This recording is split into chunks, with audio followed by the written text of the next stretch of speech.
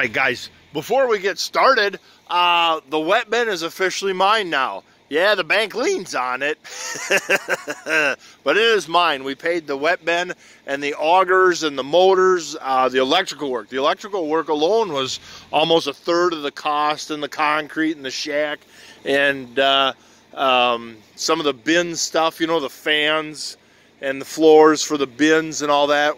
We just put on a credit card. And we paid that off last month. So other than the dryer, all this stuff we finally paid off. And so that feels pretty good. Future growth. I don't know what the next 10 years is going to hold. There's a good chance in 10 years I'm still at 600 acres. There's a really good chance I'm at 1,000 acres. There's a slight chance I'm at 2,000 acres. So it all depends. The next 10 years, who knows what farmers are going to retire or not retire. But we've got flexibility. We're getting the staves fixed up this summer, hopefully, and the other MFS bin fixed up this summer, hopefully. And the 10-year goal. Here's the 10-year daydream, is that the milk house is gone, the 50/20 is restored. This tree area here is gone, all gravel. All this tree is gone. You got a couple acres of trees out there. All that's gone, and everything's nice and graveled. Right here would be our dump pit. So a semi comes off the road, runs down the property line several hundred feet over there, comes in and around, comes right here, dumps into the dump pit. From the dump pit, it goes to whatever wet bin it needs to go to. We can have the harvester as a 15, 20,000 bushel wet bin set up tied to this wet bin, or the crop store tied to this wet bin. Whatever we do there, we got flexibility. And then the truck just goes right back on out. And then on this side, all this woods can come down, and we just measure off the perimeter of the woods and see what bins can go where at the time we need to build bins. And the best organization, 2 bins, and then somehow have the bins very well designed to efficiently bring grain out to a loading point, or have it efficiently designed that there's plenty of space to get a truck by the bins in rows or whatever, so trucks don't have to, you don't have to come in and do a 7-point turn to back up kind of deal. If we had rows, so the truck would go next to each bin for loading, you'd just have a road.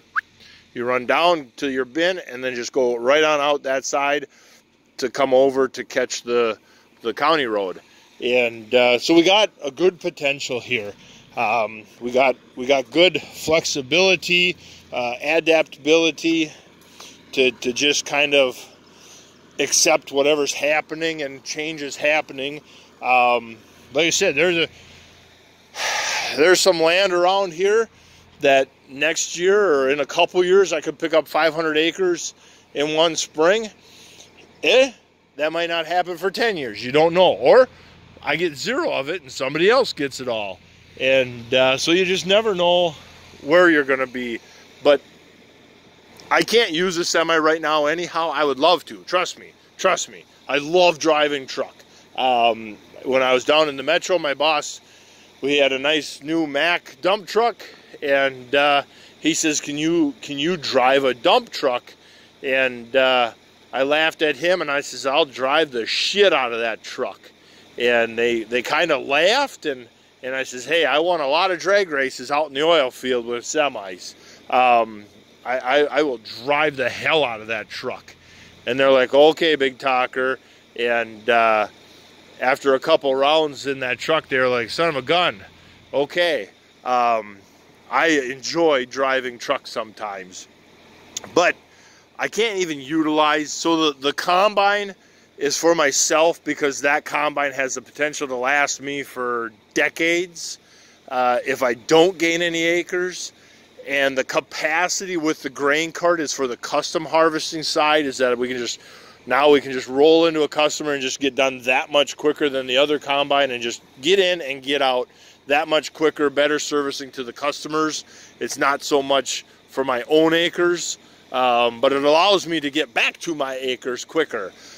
And so if I had a semi, it would literally be an hour of combine time, and then this bin would be full, and a semi would just be sitting here waiting. In the evening, when the bin empties down, you empty the truck into the bin again, and then it runs for the night time.